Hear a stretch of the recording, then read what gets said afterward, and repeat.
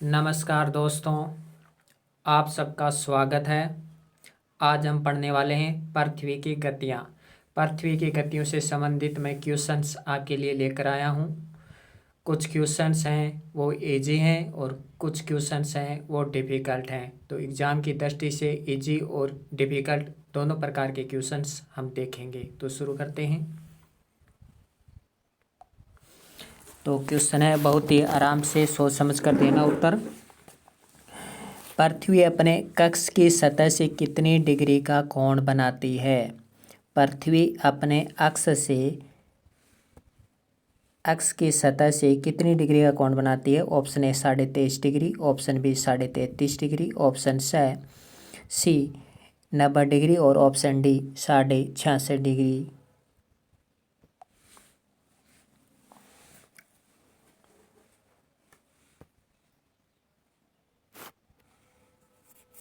सही उत्तर होगा 66.5 डिग्री। पृथ्वी अपने कक्ष की सतह से 66.5 डिग्री का कोण बनाती है। देखिए, आप कंफ्यूज मत होना, झुकी होती है 23.5 डिग्री, लेकिन हम क्या करते हैं, जल्दबाजी में क्वेश्चन को गलत कर देते हैं। तो सोच समझ कर करना है। अगला देखिए,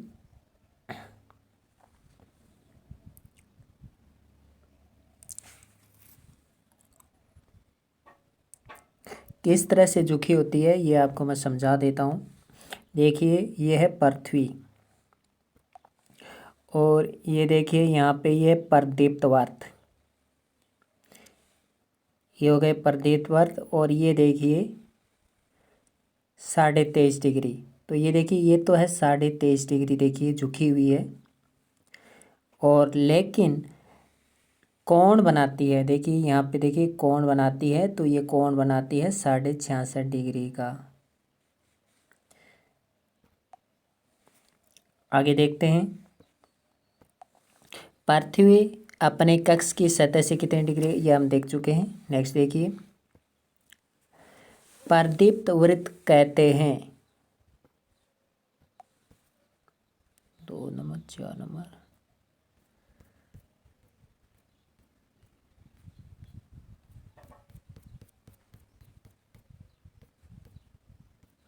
प्रदीप्त वृत्त कहते हैं ग्लोब पर वह वृत्त जो तापमान को विभाजित करता है। ऑप्शन बी, ग्लोब पर वह वृत्त जिसके द्वारा किसी स्थान की सही स्थिति ज्ञात की जाती है। ग्लोब पर वह वृत्त जो दिन तथा रात को विभाजित करता है, और ऑप्शन डी कोई नहीं। जी हाँ, आपने सही समझा। ग्लोब पर वह वृत्त जो दिन तथा रात को विभाजित करता है, एक तरफ दिन एक तरफ रात, तो वह रेखा प्रदीप्त वृत्त कहती है, जिसे हमने देखा। अगला क्वेश्चन है, ऋतुओं में परिवर्तन का क्या कारण है? सूर्य के चारों ओर पृथ्वी की स्थिति में परिवर्तन, पृथ्वी का अपने अक्ष में घूर्णन, ये सभी क्वेश्चन है प्रीवियस एग्जाम से लिए हुए हैं। ऑप्शन से चंद्रमा का पृथ्वी के चारों ओर स्थिर कक्षा में परिक्रमण, ऑप्शन ड उपरोक्त सभी। तो आपने सभी ने अंदाज़ा लगा लिया होगा। जी हाँ, सूर्य के चारों ओर पृथ्वी की स्थिति में परिवर्तन, जब सूर्य के चारों ओर पृथ्वी चक्कर लगाती हुई पृथ्वी की स्थिति में परिवर्तन आता है, तो उसी को कहते हैं ऋतुओं में परिवर्तन होता है। घूर्णन के कारण परिवर्तन नहीं होता, क्या होता है वो हम आगे देखेंगे, क्वेश्चन आगे आ रहा है इसका। आगे देखिए, विश्व के संदर्भ में नीचे दिए गए कथनों में से कौन से सत्य हैं? विषुववृत्त के संदर्भ में नीचे दिए गए कथनों में से कौन से सत्य हैं? ऑप्शन ए, इस अवस्था में सूर्य की किरणें विषुवत वृत्त पर सीधी पड़ती है। ऑप्शन बी, पूरी पृथ्वी पर दिन और रात बराबर होते हैं। ऑप्शन सी, कोई भी ध्रुव सूर्य की ओर नहीं झुका होता है। ऑप्शन ए है 1 2, ऑप्शन बी है 1 3, ऑप्शन सी है 2 3, ऑप्शन डी है उपरोक्त सभी।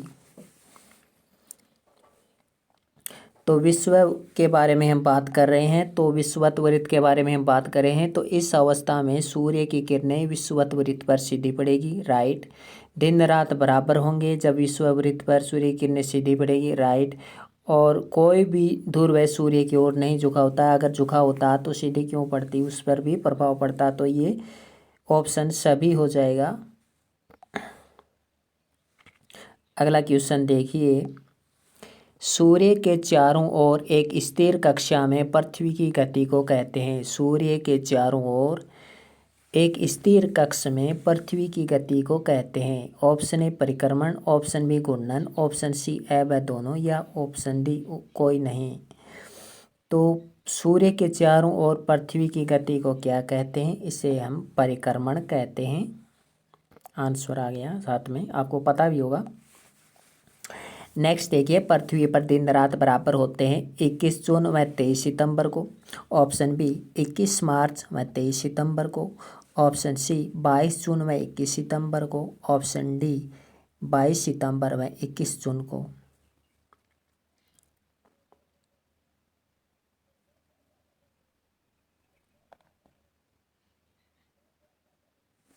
जी हाँ, 21 मार्च व 23 सितंबर को, 21 मार्च तथा 23 सितंबर को पृथ्वी पर दिन रात बराबर होते हैं। नेक्स्ट देखिए, जब पृथ्वी पर दिन एवं रात बराबर होते हैं पृथ्वी की इस स्थिति को क्या कहा जाता है। ऑप्शन ए विषुव, ऑप्शन बी उत्तर अयनात, ऑप्शन सी परिक्रमण, ऑप्शन डी अक्षीय झुकाव। तो आप सभी को पता है, इसको हम विषुव कहेंगे। दिन रात बनने का कारण है पृथ्वी की घूर्णन गति, परिक्रमण गति, व दोनों। तो इसका होगा पृथ्वी की घूर्णन गति। इस घूर्णन गति को ही परिभ्रमण गति कहते हैं। तो इस परिभ्रमण गति के कारण दिन रात बनते हैं। किस ऋतु में दिन छोटे होते हैं। तो किस ऋतु में दिन छोटे होते हैं। ऑप्शन ए ग्रीष्म ऋतु, ऑप्शन बी वसंत ऋतु, ऑप्शन सी वर्षा ऋतु, ऑप्शन डी शीत ऋतु। तो इसका सही आंसर होगा शीत ऋतु में दिन छोटे होते हैं, क्योंकि शीत ऋतु में आपने देखा होगा दक्षिण की तरफ दिन छोटे होते हैं। तो सबसे छोटे दिन अगर आपसे पूछे कि सबसे छोटे दिन किस होते हैं विश्व पर, उत्तर में या दक्षिण में, तो दक्षिण में सबसे छोटे दिन होंगे। नेक्स्ट है, पृथ्वी की गति कितने प्रकार की होती है। Option A 2, option B 4, option C 5, option D 6। तो पृथ्वी की गति 2 प्रकार की होती है, परिक्रमण गति और परिभ्रमण गति। नेक्स्ट है, पृथ्वी की परिक्रमण गति होती है, पृथ्वी की परिक्रमण गति होती है ऑप्शन ए दक्षिणावर्त, ऑप्शन बी वामावर्त, ऑप्शन सी 23.5 डिग्री उत्तरी, और ऑप्शन डी 66.5 डिग्री दक्षिणी। तो पृथ्वी की परिभ्रमण गति हमेशा वामावर्त होते हैं, अर्थात क्लॉकवाइज, वामावर्त अर्थात क्लॉकवाइज, और दक्षिणावर्त यानी एंटी क्लॉकवाइज। वामावर्त क्लॉकवाइज यानी क्लॉक की तरफ, जैसे क्लॉक की सुई घूमती है उस तरह परिक्रमण गति होती है पृथ्वी की। अगला देखिए, यदि पृथ्वी घूर्णन नहीं करे, यदि पृथ्वी घूर्णन नहीं करे तो निम्न में से क्या नहीं होगा। अगर पृथ्वी घूर्णन करना बंद कर देती है, परिभ्रमण गति बंद कर देती है, तो निम्न में से क्या प्रभाव नहीं पड़ेगा। ऑप्शन ए सूर्य के तरफ वाले पृथ्वी के भाग में हमेशा दिन होगा, यहाँ पे दिन कर लीजिए, देना नहीं, दिन दिन होगा, दिन वाले भाग में अधिक गर्मी पड़ेगी। ऑप्शन से दूसरे भाग में हमेशा अंधेरा रहेगा, यहाँ पे अंधेरा कर लीजिए, दूसरे भाग में हमेशा अंधेरा रहेगा। और ऑप्शन द रात वाले भाग में हमेशा गर्मी रहेगी।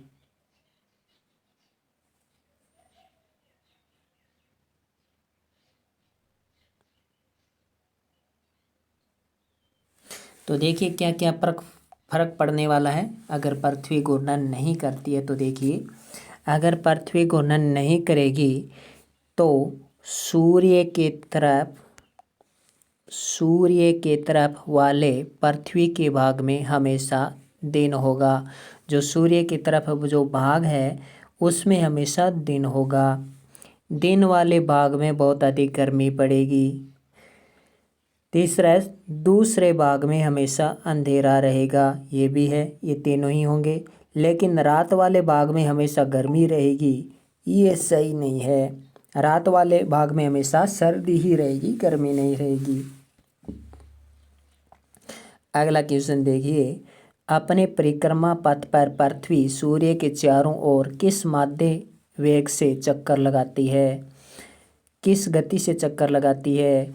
ऑप्शन ए 30 किलोमीटर पर सेकंड, ऑप्शन बी 20 किलोमीटर पर सेकंड, ऑप्शन सी 40 किलोमीटर पर सेकंड, ऑप्शन डी 50 किलोमीटर पर सेकंड। तो इसका सही आंसर होगा 30 किलोमीटर पर सेकंड। अपने परिक्रमा पथ पर पृथ्वी सूर्य के चारों ओर 30 किलोमीटर पर सेकंड से चक्कर लगाती है।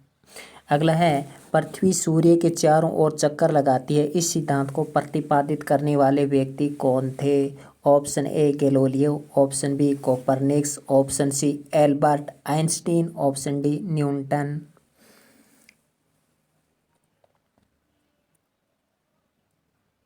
पृथ्वी सूर्य के चारों ओर चक्कर लगाती है, इस सिद्धांत को प्रतिपादित करने वाले थे कोपरनिकस। नेक्स्ट देखिए, पृथ्वी द्वारा सूर्य की परिक्रमा में लगने वाले समय की गणना किसने की है? पृथ्वी द्वारा सूर्य की परिक्रमा ये तो कोपरनिकस ने बता दिया, लेकिन समय की गणना की है वो की है भारतीय व्यक्ति एक था जिसका नाम है भास्कर। इसका सही आंसर होगा वराहमिहिर। तो वराहमिहिर ने समय की गणना बताई है। अगला देखिए, पृथ्वी के चारों ओर परिक्रमा कर रहा कृत्रिम उपग्रह पृथ्वी पर इसलिए नहीं गिरता क्योंकि पृथ्वी का आकर्षण, ऑप्शन ए, मैं ऑप्शन बना देता हूँ, ऑप्शन ए चंद्रमा के आकर्षण से निष्क्रिय हो जाता है, ऑप्शन बी ज़्यादा दूरी पर स्थित अस्तित्वहीन हो जाता है,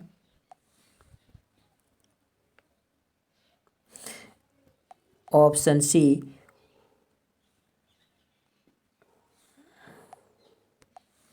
उसकी नियमित चाल के लिए आवश्यक गति प्रदान करता है, और ऑप्शन डी उसकी गति के लिए आवश्यक त्वरण प्रदान करता है।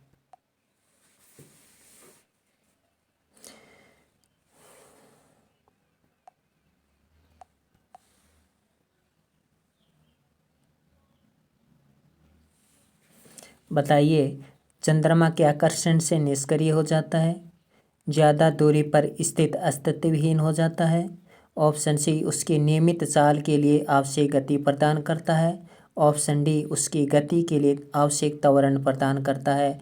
तो इसका सही आंसर होगा ऑप्शन डी, उसकी गति के लिए आवश्यक त्वरण प्रदान करता है, इसलिए वो उपग्रह नीचे नहीं गिरते।